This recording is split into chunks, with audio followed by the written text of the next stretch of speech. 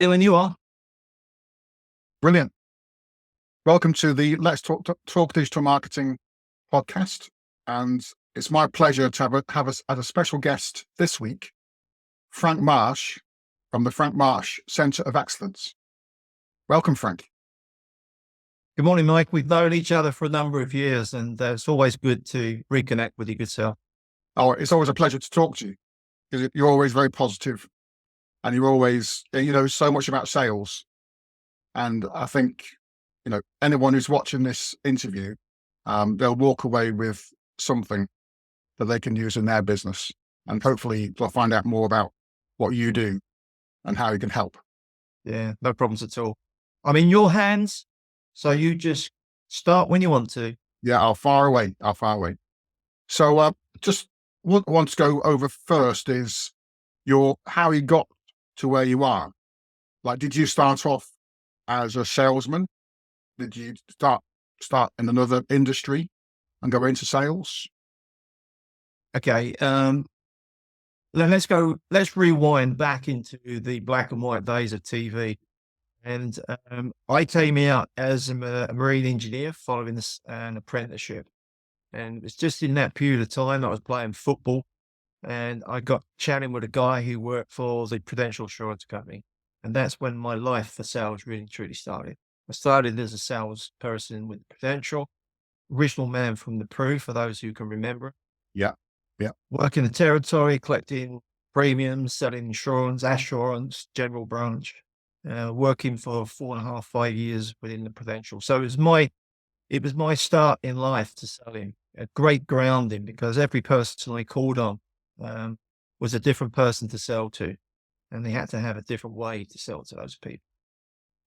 Territory-wise was Brixton, West Norwood, Dulwich, a good mix of people to interact to.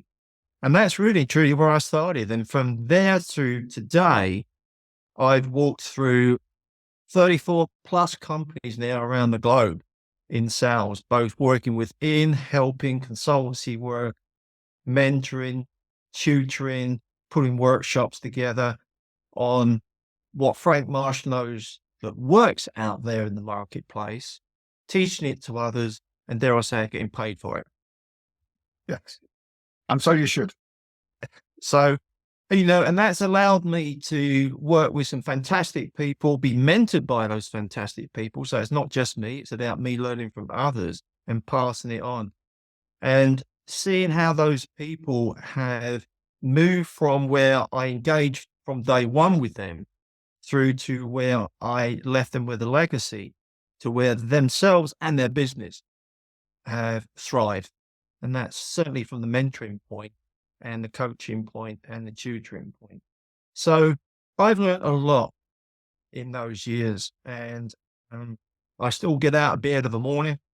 I'm still enthused. I still go and look for the companies and the people that want to make themselves better tomorrow than they were today, and understand that change is nothing to be fearful of today. If you have the right people holding your hand and helping you through those change processes. And I love just doing that. Absolutely. So you started off, or one of your first jobs was the man from the Prune. So in those days, sales was literally meeting people, knocking on doors, cup of tea, discussing things.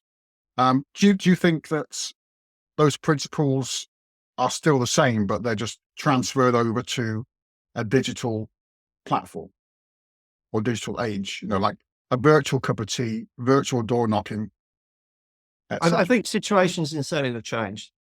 Certainly, as we were discussing prior to the going live situation here, COVID really truly changed everything in the way that we work. I'm a very strong believer, still am, in the personal one-to-one relationships with people, seeing body language, looking into the human eyes, feeling more comfortable. But I take on board the fact that a lot of it now is digital, it's online, preset in times that you have to work with people on that little screen. You've got to be more planned and prepared into those meetings. You've got to set people that you're going to speak to up for what the conversation is going to be about, etc. And at the end of the day, I always say to people, if you are not prepared for this, your buyer has an opportunity by a little button that they've got on their screen to disconnect. Where in real life, of course, you can sense it, maybe overcome it, hold it back, and get on with it. But when you're in that little screen, the buyer, in a lot of cases, has that power to say, thanks very much, heard enough, we're off. And it's gone into the ether. Yeah. So you've got to be a lot more in the stage of planning, preparation, setting the clients up, and really and truly sticking to what you say you're going to deliver with the right questions to ask to get the right answers that you're wanting to hear. And that's a different sales format than what we've been used to. And I know we're going back now to the more human touch points of engagement again, which I love doing. But you've also got to recognize there are times when you've got to go online. If you're talking internationally, talking distance away, the online side of selling plays its part today. Because you mentioned trust is a really big factor in sales. Do you think you need even more trust these days with the online world? Yeah, very much so. We're speaking, I know you, you know me. If we were first interviewing, how do you build that trust? And I think buyers today are looking for you to do a lot of work before they engage with you. They don't want the people just to come on and say, hi, Mike, it's great to meet with you again. We've known each other for a number of years. How are things going, et cetera, et cetera. You have to be on their playing field. You have to know them. You have to know their business. You have to know what maybe their pain points are through your research, so that straight away you build this relationship of understanding them as a human, understanding them as a business. And if you can do that, even electronically, you're 10% better to winning that business than you were the 1% cold. Yeah. Does that answer the question? Yeah, yeah. And nowadays, I guess you can also do some research about the client or prospect as well. Look at their website, look on their Facebook page, Instagram. Yeah. Mike, let's be honest, you're in this market better than I am. But I have to teach people in sales about this. The one thing in that 2-year period of COVID done, it allowed the buyers to realize that they've got more at their fingertips than they've ever had. They could go online, they could research, they could buy it, get it delivered the next day. And I spent 2 years talking to buyers during that period because my business closed like many others. And those that I got in touch with said to me, at the end of the day, Frank, why do we need a salesperson? We've got everything at our fingertips now. Yeah, we don't have to give our time to salespeople. So why should we? And I sat there and thought, wow, that's something that I've really got to address if I'm going to go back into the market and start teaching and tutoring to salespeople. But the big thing was, I then flipped the coin and said, what would make you want to see a salesperson going forward? And that's the most important bit that salespeople need to pick up on. And I've got 1, 2, 3, 4, 5, 6, 7 things here that I'm going to leave before I end this conversation with you that I'll impart to people to understand. Buyers will still buy from salespeople, but salespeople have got to understand why the buyer will want to see them and how they interact. So we're going to pick up on that before we end. And they're very important points to recognize as salespeople if you're going into the buying situation. But yes, so taking on board trust is such a big word. And Is that the first thing that needs to be established? yeah, and I'll pick up on this now because it may not come out in the conversation going forward. 65% people buy not so much on the product or service, but on what you as a person can deliver to them. And that has to be established from day one. People have to recognize that you are a person that they will trust, that you're not going to provide them with a service that's not going to work. You're not going to give them information that really and truly doesn't match what they're looking for. And the biggest thing is you're going to look after them. Okay. You're not just in it for making a sale. You're in it to make the sale, but also work with them post-sale onwardly as they make their journey. And it's one of the things that I've got down here that I was going to share. Maybe a good time now to bring it in because it needs to come in at very early stage of your engagement with the client. And you've got to bring in how you look after them post-sale. And I've been in workshops and I brought this up at the workshop end and I said, okay, salespeople, when would you start to think about how you're going to look after the client post-sale? And I can tell you now, most of those salespeople said, when we have the order and it's in-house. And I said, no, you've got to rewind because you might get that order, but you're never going to get another order because your clients, your buyers are now asking the question of themselves, is it just a once-off here? They don't understand my business. They're not interested in my business. They're not asking the questions of where my business needs to move to. And more importantly, I want them as a trusted partner to work with me on how my business moves forward. So if you can bring that out at a very early stage of what you're going to do for them right the way through the journey, make the sale, and then post-sale onwardly that you're going to sit alongside people, help them, be their advisor, be their fountain of knowledge, what's happening in the market.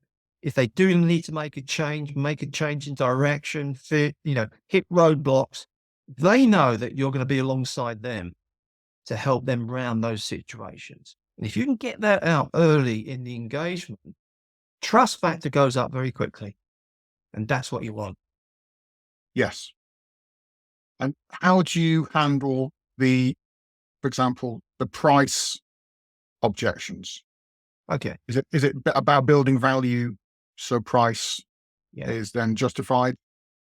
Yeah, I think you've answered the question. Back in the day, when I used to speak to salespeople, I say, okay, what's the biggest objective you got in making sales? And price was always number one.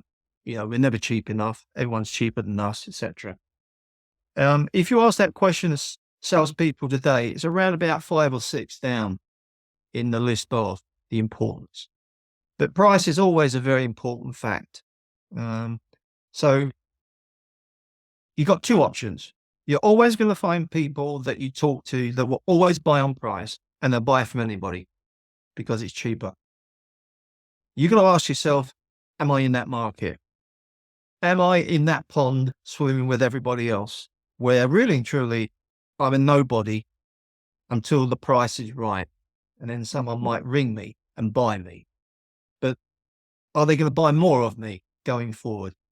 Probably not, because they're fishing along with everybody else to what I can get at the cheapest price. So probably not for me at this stage. The second option are the people that want to buy value from you. And go back to what I said earlier. How are you going to look after people? How people are going to respect you and trust you?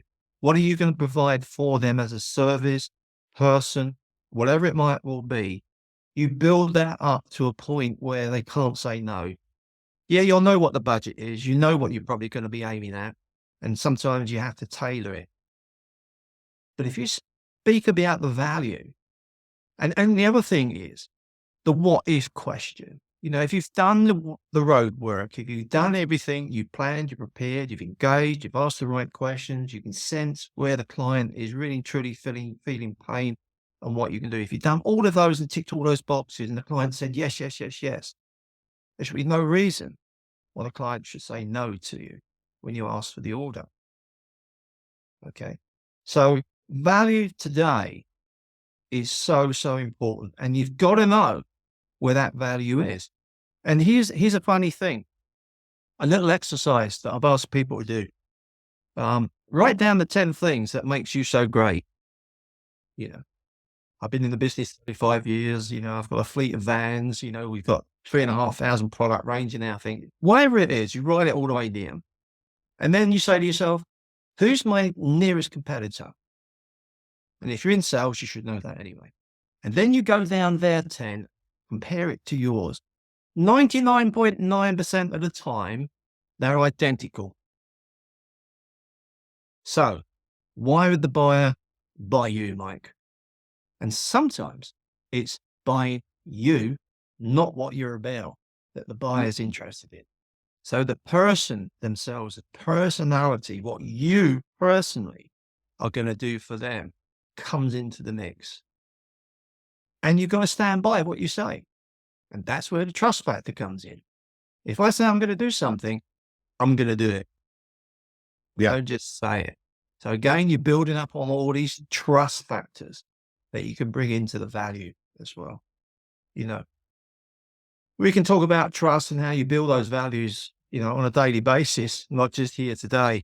But it is very important that you understand what the buyer is looking for from you today, and then how you can adapt your approach to that buyer's mindset.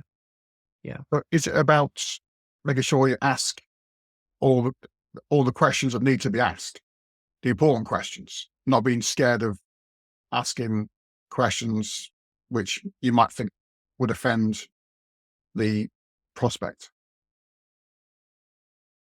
I mean, to say there is or was a cycle a little while back where say a 1 hour meeting was broken down into the niceties approach. So 5 or 10% was taken on, hi, Mike, how things going? How's the business? That type of thing. There was a big balance then of the salesperson talking about me, my business, my service, my product, whatever it might well be. And you left around 12% of that time of the client speaking. Today, that swings completely round. Yeah. And you'll find that probably no more than 12 to 15% of that time is the salesperson talking. The rest is the client. Now, that means the salesperson's got to do exactly what you just said. They need to structure how they want to move the meeting to an end and ask the right questions to get the client talking, and then shut up and listen. Okay. So it is important that you engage with the right questions that mean something to the client and get answers back that help you understand what the client is expecting from you, and how you can move on to the next question that moves you down that sales journey path to an end. Yeah. Yeah, because your sales journey obviously starts with the prospect making contact, and at that point, you're asking questions. You're qualifying the prospect at that point. Well, that Initial inquiry. Yeah, that brings us into the start of when do you actually pick up and start to go back and work the sales process with a client. So let's go back into your field. You're out there, you're spreading the word, and you're getting engagement with people out in the world for your client. Then the inquiries start to come back to your client. Okay. What does the client then do with the inquiry? Now, staggeringly enough, and you know this, a lot of people take those inquiries and do nothing with them. Okay. Why? Is because they don't know what to do with the inquiry when they get it. It's a warm inquiry. It's 10% better for them to pick it up and work it because they've got a better chance of actually closing business. But they don't know how to do it. And it's a very basic, fundamental way of working on inquiry through to closing. And let's start with the first and most important thing: time. If you receive an inquiry, react to it. Now, I'm not going to say everybody's sitting in front of their PCs waiting for an inquiry to hit and make a reaction. But when you get that inquiry from whatever method you're using, react to it. And when I say react, you don't have to jump on the phone quickly, but you can respond to it. Quick email to say, hi, thanks very much indeed for making the inquiry. You'd be pleased to know that, hi, Frank Marsh is the person that's going to be speaking with you. I'd love an opportunity today to do that. Could you please let me know a good time to make the call to you? Ping it off, and then you started the process in motion. If you do have a telephone number, you can do it simply by the telephone as well. Same message, but you're making that telephone call and saying, is it convenient now to move and ask the questions relating to your inquiry? The thing here, Mike, is this. We're in a society at the moment where people buy and expect a response within 10 minutes. If you're not making that response in quick time, I don't think 10 minutes is justifiable in a lot of cases. But if you're not making that response, what happens is you're in the buyer's mind when they respond. They send an inquiry to you, you're in their mind. They're waiting for that answer. It's gold dust to them, and they're not getting it.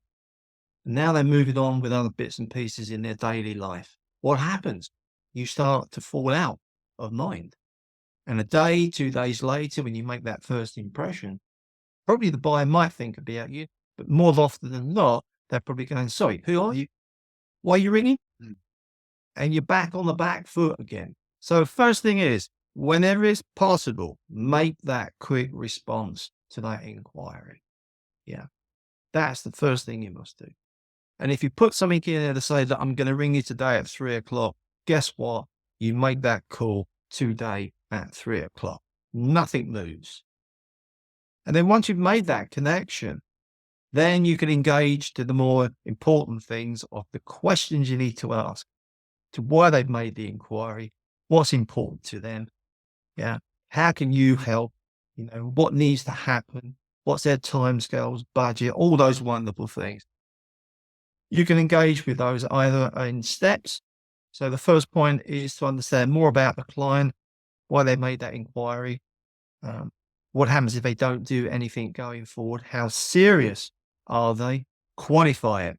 Are they time wasters? Are they just taking some information that they're going to use elsewhere? Quantify it in. Don't be brash. Don't be disheartened if it's not going to go anywhere. If someone's just asking you something that they can use, then maybe, just give them that answer. You never know if they're going to come back to you and want your services going forward. But if you ask the right questions, you will quickly know the people that are in the mix that want your help. And that's when you start asking those searching, engaging questions. So in your head, you're marking them kind of hot, medium, and cold in your head, Yeah. and then And I think, sorry, yeah. Sorry, Mike. That's what I said about why people, when they receive an inquiry, don't know what to do with it, because they have a fearful factor of picking up a telephone more than email, to make that call and to engage with the client. Yeah. And I think you're right. You have to have in your mind a set plan, a set engagement plan to how you want to move the client forward. And each question you ask, you're listening to, and it's giving you that vibe to whether or not these people are serious, warm, cold. You're going to make that decision. And at the end of the day, you will know by asking those questions, simple things like, been a fantastic conversation, Mike. I've got a great set of information from you. I understand where the pain points are in your business. We've obviously taken on board what happens if you don't do anything today. And you know that speaking to me, you've got an answer to those pain points. So how do we go forward? What's the next step, Mike? And you push it back to the buyer. Yeah. Well, okay, Frank. Yeah, I really and truly want to get more people involved with this. I really like what I'm hearing. I think we've got something on the table we can work with. Brilliant. Okay. Would you like help in bringing that meeting to the table? Yes or no? If it's no, leave it with me. What's the timescales? What are we talking? 1 day, 2 days away? Yeah, let's get a date in the diary. Let's make it happen. So although you've given the buyer the I want from you, you're actually pushing the buyer by saying, okay, when's it going to be? What time? What day? How far away is it going to be? Who's going to be involved? So they're saying it rather than you. Yeah. Yeah. You're just feeding it in and getting the response back. Yeah. And that will tell you the seriousness of the inquiry. Frank, just a quick question. Yeah. If I may. What's your view before you move on to the sales journey? We'll go back to that. What's your view on cold calling? Is that worth doing, or is it best to have more, warmer leads? Well, today I say to people, no such thing as cold calling. And they all look at me and go, oh, I say, look, we've just been speaking about what you've got at your fingertips. You've got every piece of technology available to you. Sit down in front of it. Look at your client. Look who they are. Look at the things that they're posting. Get a general sense of what it is they're trying to achieve. If you know people that know them, talk to them and say, look, I'm just about to give a call to Mike. Have you spoken to Mike lately? Have you got any information that would be helpful for me when I speak with him?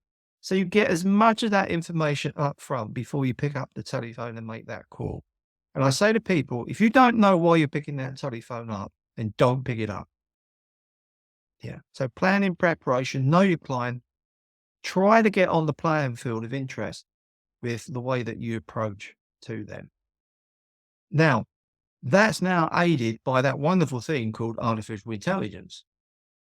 And you know as well as I do, like going through ChatGPT and things like that, you can put in anything you like and it comes up with a whole saga of questions and information that you can gauge. Yeah.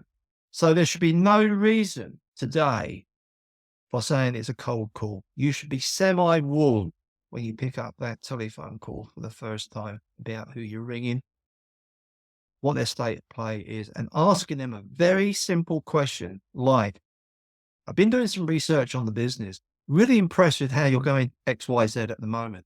That's really close to something that my company have undertaken over the vast amount of years. And I think that puts us on an equal playing field to talk. So can I just ask you a quick couple of questions to that subject? Would that be okay? You may get a yes, you may get a no. It's not a subject, I might say at the moment, that we're wishing to discuss, but they're talking to you, Mike. You've got them engaging now. So if it's not a subject today that you want to discuss, what other subjects would be on your radar that we could help you with? Yeah. So you've engaged and you've asked those questions again, these open questions to get the client talking. And the client may just say, well, at the moment, we've got a major thing on our project list at the moment, X, Y, Z. If it's something you know about, you can ask more questions of. But you still ask those questions to say, well, how far forward on the project are you? Yeah, have you made any decisions of going forward? Who you're going to be working with? Who's advising you? Because we all have contacts, Mike.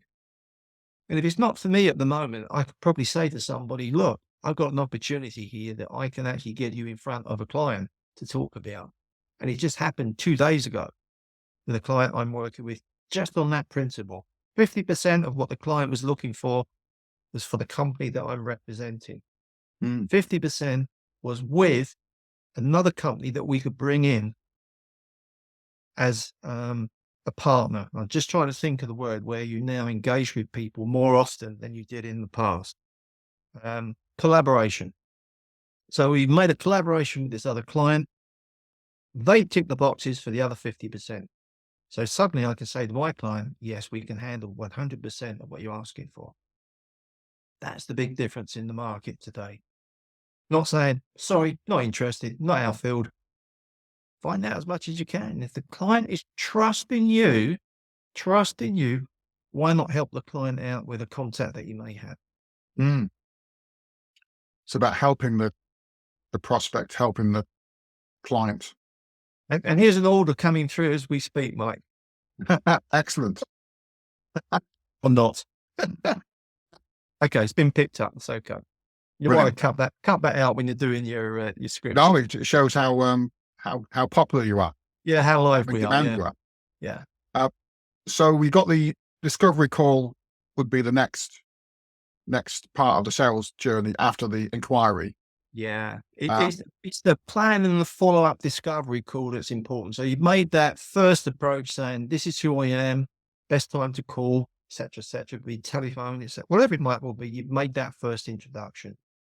Then you make that connection and you start to build the relationship. And that all comes from this discovery planning, discovery follow-up call. And that's when you really get into the meat of why the client has made that inquiry. Yeah. Ask a few basic questions and then listen to what they are saying. And listen hard, because when you listen, you'll pick up a lot of information that will prompt you into the next question that you need to ask. Wow, that's interesting, Mike. So have you tried that before? Yes. Why hasn't it worked? Yeah. So you're just finding out a little bit more about what they've tried, what they haven't tried, why they're now back at the table looking at it again, why they should be thinking about you.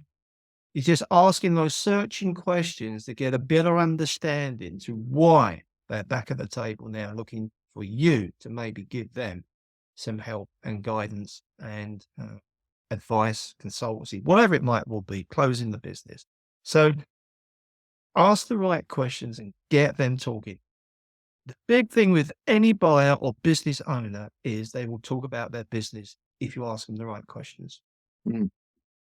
Yeah, they will love to talk about their business. Your skill is to ask the right questions to get them talking. Is it at this point you would ask if they're the decision maker, or would it be the previous step where you're handling the inquiry?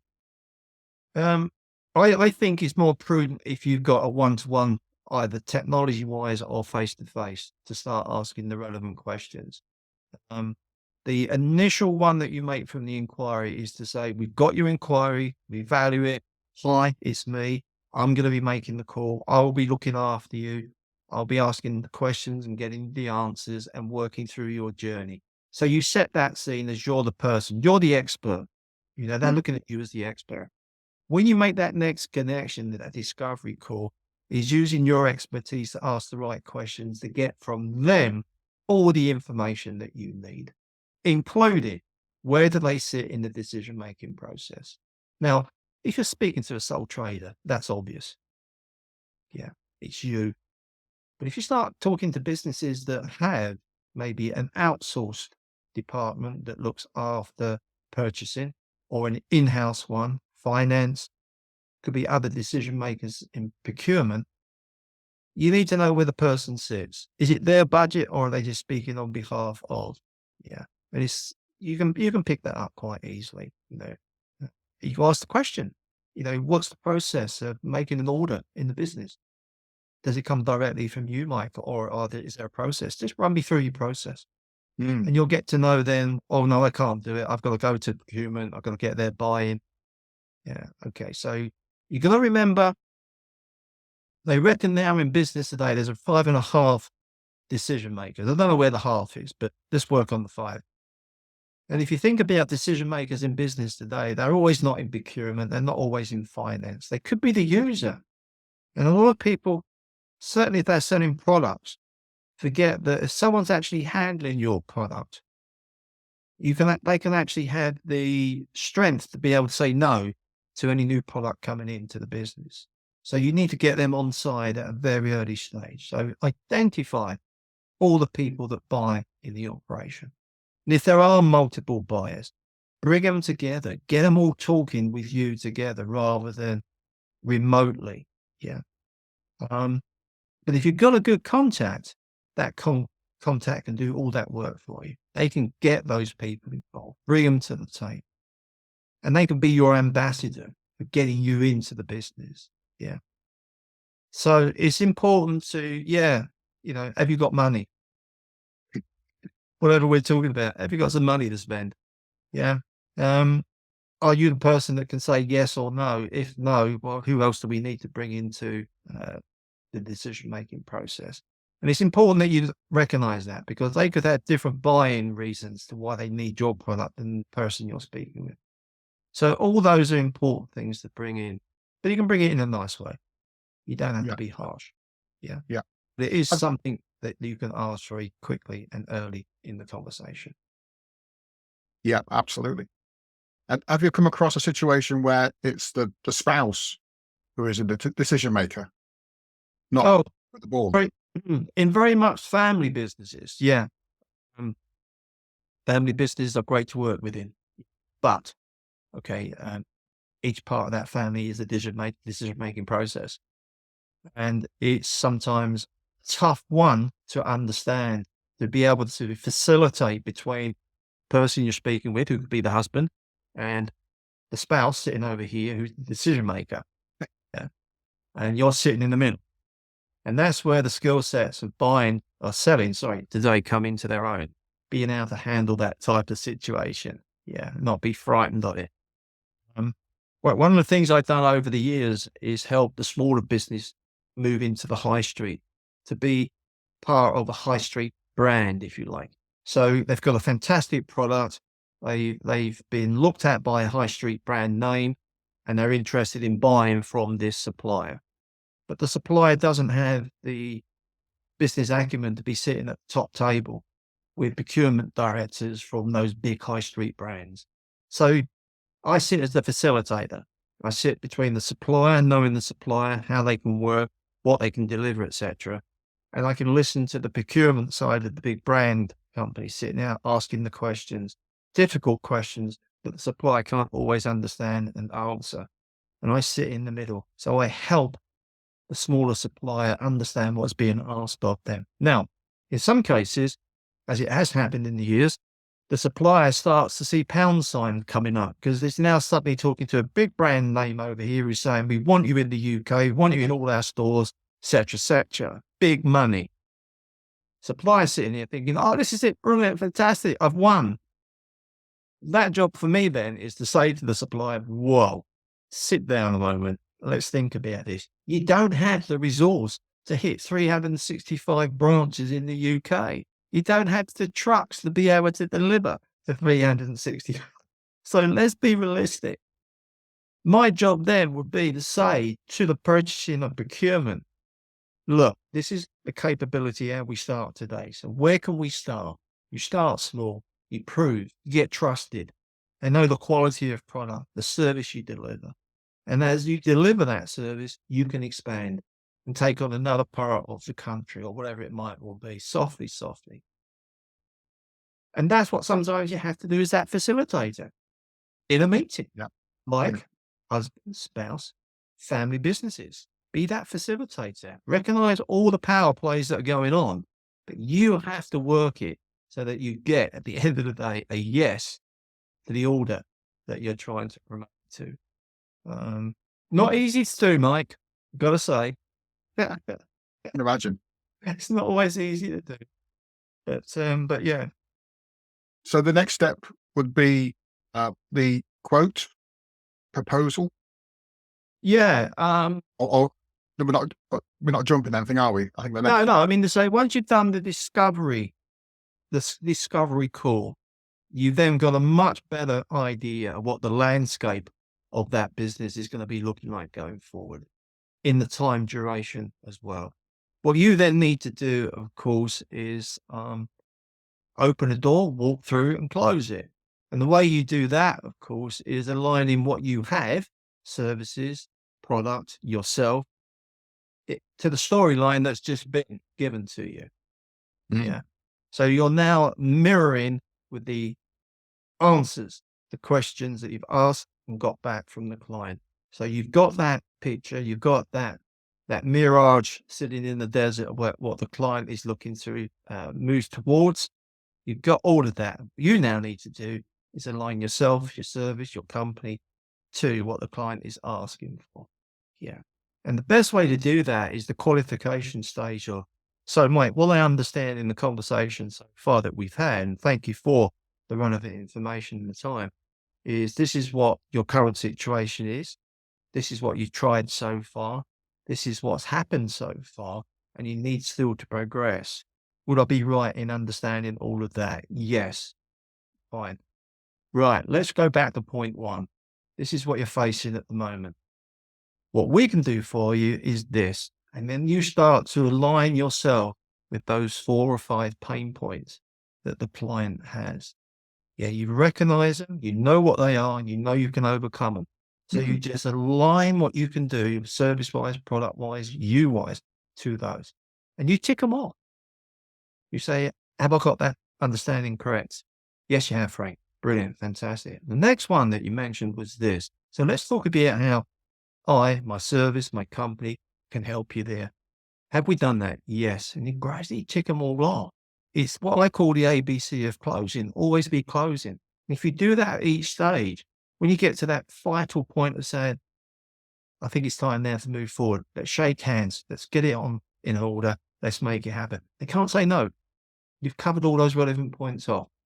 So it's the open door, walk through, close behind you. Then, as you rightly said, it's the proposal or quote. So how would you like this to move forward?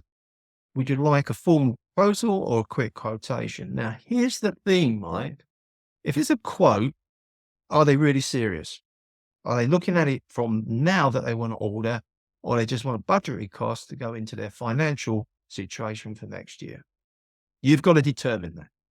You've got to ask that question. Is a quote for now, or is the quote just to put into my budget for next year? And again, when you said to me about getting, is budget available? Do they have money?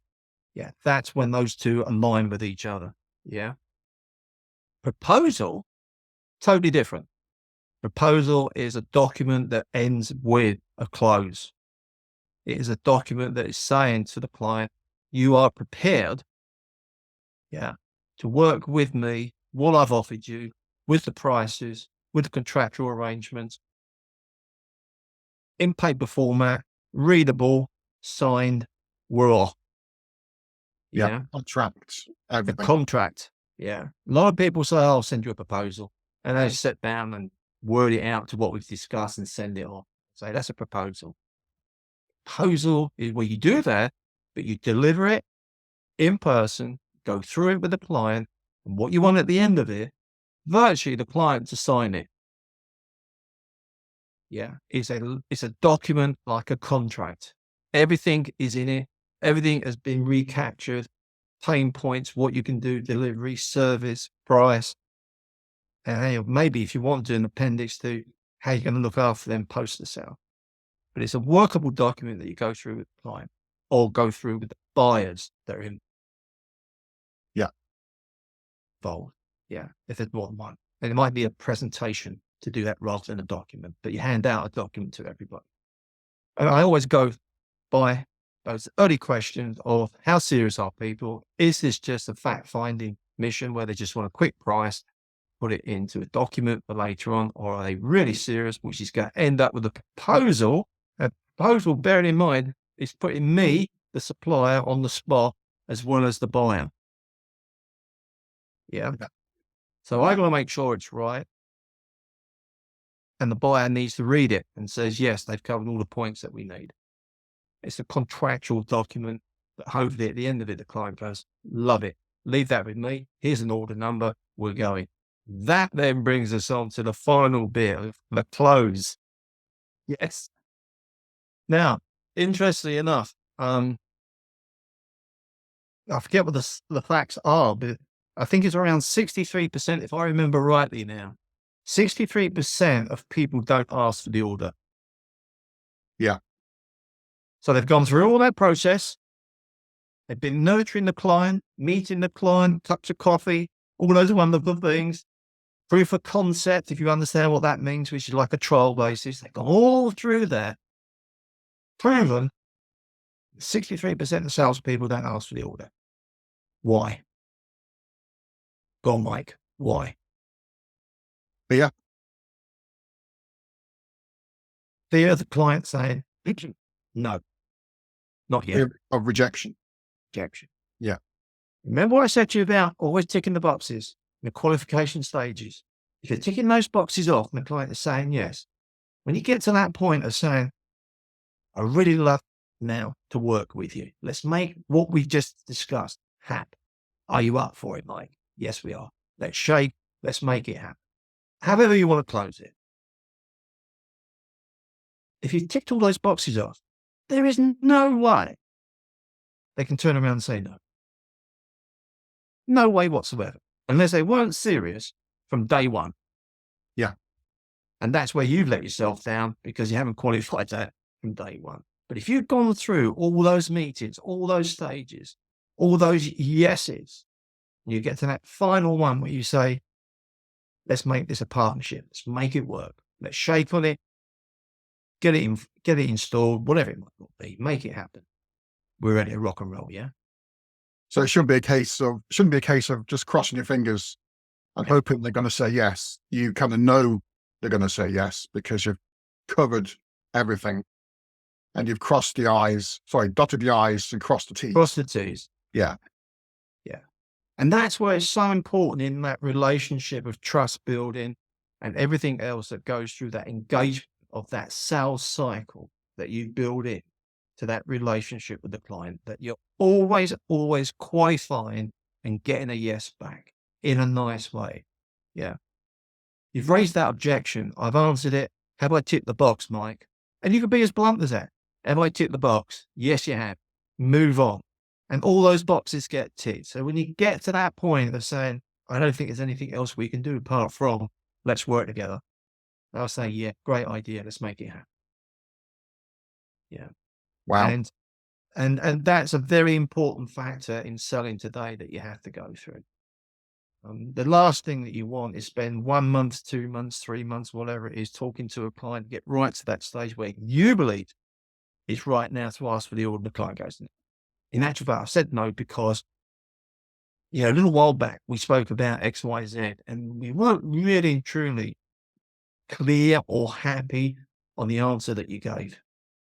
Then you got to backtrack to that point, resurrect it and try and resell onto it again. It's a process that if you follow it and understand it, I'll guarantee you it works. Yeah.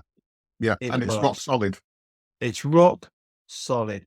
So I said to you, 63% of salespeople don't ask for the order when they get to that stage. And the simple fact is they haven't in their own mind. They've got this fear factor of them saying, the client buyer saying no.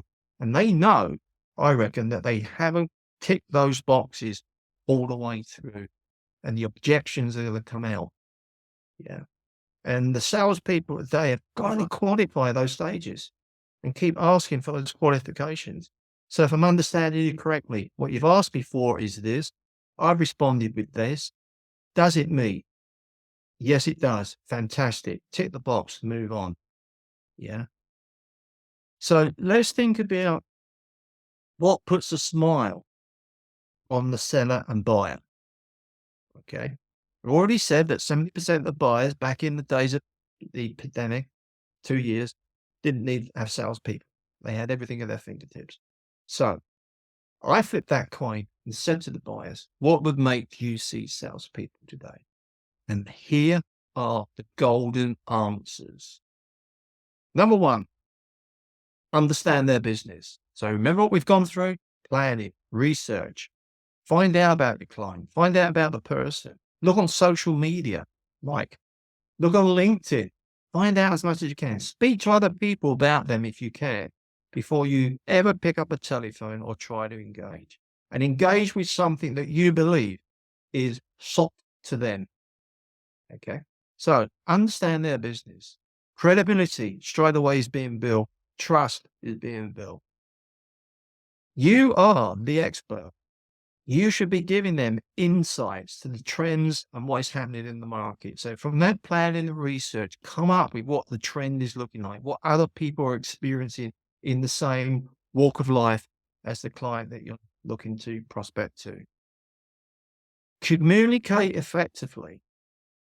So have your plan in mind on how you want to walk the client through the process.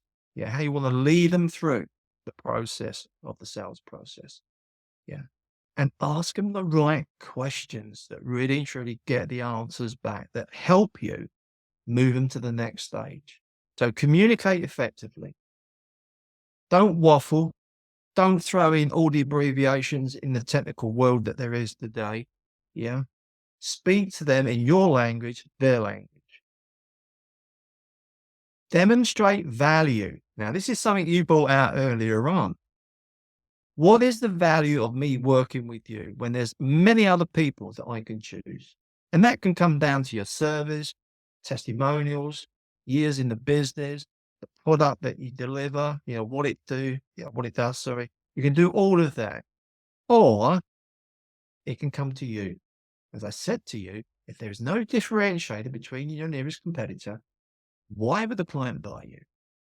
And the simple answer is you have to give your value to that part of the negotiation. What you personally are going to do for the client, how you're going to look after them, work with them, advise.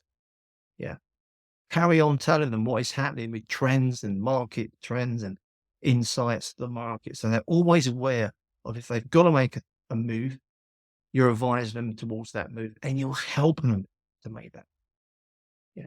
So that's where you can demonstrate value. Now, challenge their ideas.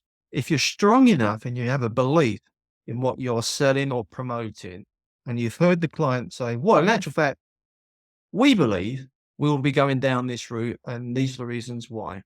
If you don't believe that's right for the client, then challenge their ideas. Make sure you're on solid ground with that challenge. But if you believe that you've got a better answer, then challenge it. And they will respect you for challenging their idea. And if it proves to be right, of course, puts you even further up the yes, we will buy you. Yeah. The other thing to do is exceed the expectations that you build. Yeah. It's called raising the bar. It's quality of service, service level agreement, whatever it is you want to call it. Exceed the expectation. That how do you do that when you don't know where it is? Ask the client. Say, what is it you're expecting from us? And get the client to tell you where they're expecting to see you. That sets the bar. And anything above it, you can go back to the client on and say, well, in actual fact, do you remember that you set the bar to us at this level? Well, I'm saying now, look how well we've done above it. More value, more reasons to keep buying from us. So ask the client, if you don't know, where do they expect you to be? Yeah. Where do they want to see the bar in the relationship to the service you're going to deliver? Yeah. How do they want that service delivered? What they expect from you. Yeah. And the That's the last beauty of it one, is.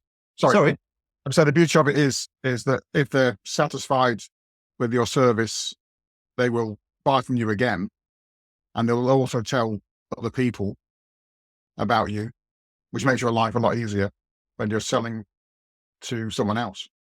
I opened up with 65% of people will buy not just on your product or service, but what you will deliver post that sale.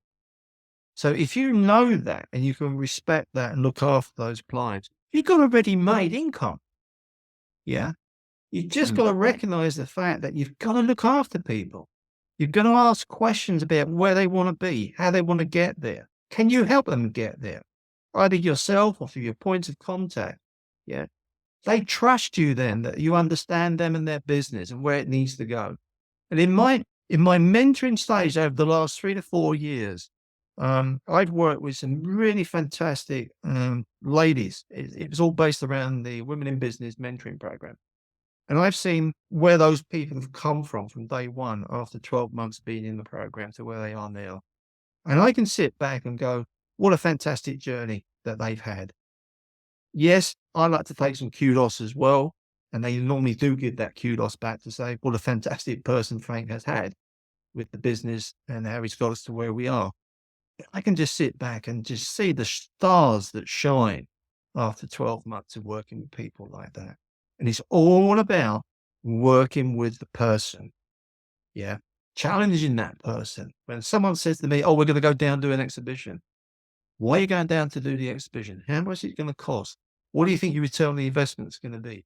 Has it been marketed? What size stand have you got? Are you ready for it? Have you got product to take down? And then suddenly they're sitting there now, oh, whoa, yeah. Haven't thought about that. Yeah. But that's where the experience of you come into play. So when you are talking to clients, you're their experts. Yeah. So you can challenge them. You can talk to them effectively. You can give them the insights, the trends, and what's happening in the market. You understand their business. You're skilled in that business. Yeah. And you're going to say to them, whatever you want, whatever you expect to get from me, I'm going to exceed it. You can say that. And straight away they go, what?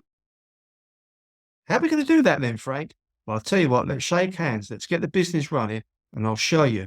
I will better what we've put in place today. Guarantee it. You exceed the expectation. And what's more, we're not stopping here, Mike. We're going to progress this business over the next 12, 24 months. I'm not going to walk away from you. I'm always going to be alongside you. You can pick up the telephone and you can use me as a sounding board. And if I don't have the answer, guess what? I'll go and get it from one of my points of contact. That's how you're going to look after them post the sale. That's where the trust level comes in. And that's the reasons why people will buy you. Yeah. Unfortunately, not all salespeople can deliver on all those points, which is No. why I go out there and teach them. Yeah, exactly. Especially on the final bit where they sell something, then it's goodbye, and they're not really interested after that. Never to be seen. Everything, yeah. In all honesty, let me give you a real life situation here. It only happened yesterday. I spent over 18 months with the client I'm working with at the moment, closing a piece of business that they asked me to help them close, which we did close. And now they're implementing it and running with it. And I had a meeting yesterday with my team, and I said, "How are these people getting on? Are everything? Yeah, it's going brilliant, Frank. They're loving this. Blah blah blah. Fantastic." And I sat there yesterday afternoon, and I know the directors quite well, and I just sent an email across to the directors. I said, "Look, just had a meeting with my team. Everything is going really well. Hopefully, it is. If not, let me know. Really looking forward to your work blitzing over the next 9 to 12 months, which means that you're going to be taking more from us, which puts a big smile on my face. Ha ha ha, you know. Really looking forward to seeing you at the exhibition this year. Have a coffee, bite to eat, etc., etc." So although I walked away from it after closing it and left it to my team now to put in place, but I haven't forgotten the connectivity that I had with the directors who made the decision. Yeah. Does that make sense? Yeah, yeah, yeah. And also the humor as well. You The know, humor. yeah, Yeah. And, that's and important, isn't it? it's important. And as my wife will say to you, and she knows this, I have to know where the humor line is, how Yes. far I can Yeah. move the humor towards that line without crossing it. Yeah. And it's coming back to the relationship that you have with people. You get to know people, you get to see how they work, how they react to certain things. And if they're reacting in the same way, you know the synergy is quite strong. And you can just make those little ha-has in the emails. And yeah, why aren't you buying from us more? Yeah. You can make that happen in a light way. Um, People take it quite seriously sometimes, don't they? yeah. Or can be too serious. And I think, Like all salesperson. and there's an old saying that says, "Hey, Mike, you can get away with anything if you put a smile on your face." Yeah, yeah. And you know, over the years, you do remember those things, and you suddenly have got to, you know, deliver something to a client, you know, a closing scenario, you know, and if you put that little bit of smile on rather than being that sharpness, and I don't mean that from your name there, Mike, but you know, that sharp approach and saying, "Well, come on, let's make this order work." You know, and the client's sitting there, "Whoa, hang on." You know, they Mm, don't like that sort of attitude coming across. You know, you yeah, just say, "Look, you know, it's been a fantastic journey, Mike. I've really enjoyed our meetings. We've answered all the questions. I know that you know you want to work with us. So let's just say yes on this and let's make it happen. And let's start the relationship over the next 1, 2, 3 years. Because I'm really excited about wanting to work with you, Mike. You must feel the same." And you're up, you know, you're pushing that question. You must feel the same. They're going to have to come back and say yes if you've done it right.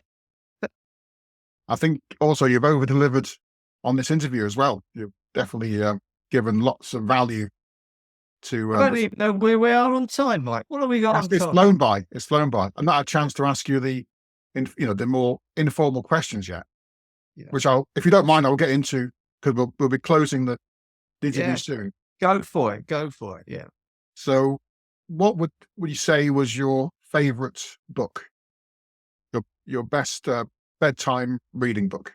Yeah, well, you're going to love this because many years ago, I was sitting on a Monday morning in front of my PC, looking at my PC like this, Mike, thinking, what's the world got in store for me? What is going to be happening? And I got a ping up on the email, and it was a newsletter. And it was a newsletter from a guy called John Gordon. And John Gordon is now a reputable publisher in his own right, does a lot of work out in the US, works with all the NFL leagues, etc., building positive energy, no complaining rules, all things like this. And I opened up that newsletter, and I don't know why, but everything that he said resonated with me that day. And from that day to this, I followed John on his journey around the US into certain states, teams that he plays, supports and helps and everything else, and business that he goes into. And I've seen that man grow from one book, which was the Energy Bus book. So I read his books because they are so relevant for me and the businesses that I'm trying to improve on. But, I'm an avid reader of books. Mm, They've got to resonate with me. They've got to sit comfortably with me, and I've got to get value from them, regardless of the subject. So John Gordon and his books, and I've passed those books on to people that I've met and worked with, and they in turn have passed them on to their clients to help them understand how businesses can be run today. Very simple reading. Yeah. Mm. So book-wise, I would say the John Gordon books, I'm an advocate on reading too. Great. Yeah, I'll check that out. Yeah. What's your favorite type of food? Food at the moment is Chinese. Yeah. So I do like to have Chinese. Spicy food. Yeah. Not so heavy on the spice, but the taste, the aroma and the taste works extremely well with me. But, I'm a South East London boy, born and bred. So there are things like, mashed potato and sausages and things like that, fish and chips that I will not say no to. Pie and liquor? Sorry? Pie and liquor? Are you into that? Oh, yeah. Okay. Pie and mash. Yeah. Pie and mash. Pie and mash. Pie and mash. Now, come on, mate. If you're going to use these wording, make sure you get it right. Do your planning. Jelly eels? Yeah. Jelly eels? Jelly deals, cockles and whelks and everything else back in those days around the Peckham area where I used to live. Yeah. So, food for me is good, but I do like Chinese food. And are you a football fan? Yeah, my football club is Fulham. I followed them from early school days right the way through their turmoil. And, I date back to the Johnny Haynes days, and I can remember, likes of Rodney Marsh playing for them, and obviously George Best, the time that he was with them. I didn't know that. Yeah, Marsh and Best were together at Fulham at a point. Not a long point, but they did play for Fulham at one stage. George Cohen, great players like that. I think actually Bobby Moore played a little bit with Fulham before moving over to West Ham, etc. So Fulham I follow, yes, but I actually get a lot of enjoyment when they're playing good in the rugby side as well. But So as you know, my main career in sport was over 35 years in martial arts. So okay. So I've had the pleasure of going to Japan, understanding the culture in Japan, etc., and teaching it and having, some great times in 35 years in martial arts. So yeah. Does that help with the mindset for your? Yes. Yeah. Yeah. Yeah. Yeah. When I was fully active, doing it sort of 5 days a week, virtually, up and down the country and around the globe in some cases, into the business world, it really helped. To the point where the 3 things in judo, which was my main sport, speed, timing, technique, they were the 3 things that really truly gave the judo player the edge. If you think about that in business life, you can put speed, timing, and technique into the business life. So how quickly do you want to go ahead with this, Mike? Speed. Is it right for you at the moment, Mike, to go ahead with it? Timing. And what sort of things would you like me to display? Techniques. Yeah. So you can bring those things into the business world as well. Yeah, that makes sense. So, as a takeaway for our viewers and listeners, you have a free report available. Well, there's a couple of things. There's a 10+1 handout that I've just launched out to, which I think you've got the links to, Mike. Yeah. After this has been recorded and published, I'll put the link below, and then people can click through and they can read it. Yeah, they can just download the PDF 10+1. It's based on what clients or what customers, what customers expect from you as seen through their eyes. Yeah. So that's available now. You've also got availability now. We're just finishing the videos off for the membership scheme. So everything that we've been speaking about in video format, podcasts, guest speakers will be available online on a monthly basis for a minimum fee. So you can look and learn and recapture at your own leisure. And it covers everything from the basics to selling through to how to use the telephone as a sales professional tool to how to spotlight in 60 seconds. And people say, oh, you're talking about networking. Yes, I am. But even when you pick the telephone up for the first time, it's how you're going to be seen in that first 60 seconds of Like the conversation. elevator pitch. Yeah. Yeah. When you go and see somebody face to face, how are you going to walk through the door? How are you going to present yourself? How are you going to be seen by your client? How do you interact very early on? So it's not all about that 60 seconds in a networking event. It's under the spotlight, how people will view you. So those things will be available online. You can log into them, you can look at them to your heart's content. And there's the ability on that as well to have one-to-ones with me, follow-ups with me, etc., etc. So we're looking for all of that to be up and running. What are we now? We're coming into February. March, April time will be available. So if people are interested in that, they can just say, yes, I'm interested. Let me know when it's going to be available, and then we'll go out. And I think we're working on about the first 50 signups. I'll get it at a reduced cost, that type of thing. That sounds great. That sounds great. We'll keep people posted on that. Yeah. And also you do a free 30-minute consultation. Yeah, my apologies. Following this, as part of this podcast, anybody that's interested in picking my brain and asking questions over my years of not just being in sales, but don't forget, I've owned 2 companies, sold them successfully on the Isle of Wight. Anybody that wants to have that 30 minutes, just go on, pick a time in the calendar diary. Only be too pleased to talk to them. Yeah. And that will be below here after the podcast is published on YouTube. Yeah. If it's on Spotify, it'll be below as well. So Okay. make I'll sure I'll leave that to the technology of yourself, but those links are available to me if anybody wishes to use them and connect with me. And of course, if not, pick me up on LinkedIn, send me a message, and we can do it that way as well, of course. Yeah, I'll put the LinkedIn link below as well. Brilliant. Yeah. Brilliant. Frank, it's been a pleasure. I always enjoy talking to you. I've not talked to you live for a long time, but I feel like you're just in the next, in the same room as me as we're talking. So that just shows you what a good or great communicator you are. Listen, it's a subject that I'm so passionate about, and I haven't given up on it. I still use it. I still refine it. I personally still want to be the best that I can in what I deliver to people. And enjoyment like this, talking to people like you, Mike, where's the time gone? I don't know. I know, yeah. We've gone well over, but who cares? Listen, any other time you want to speak about certain subjects or anything like that, you know where I am. Yeah. Oh, absolutely. Absolutely. You take care, Frank. Have a great. Brilliant. All the best to you. Pleasure. Say hello to Barbara for me. Yeah, likewise. Take care of yourself. Cheers, Frank. Bye.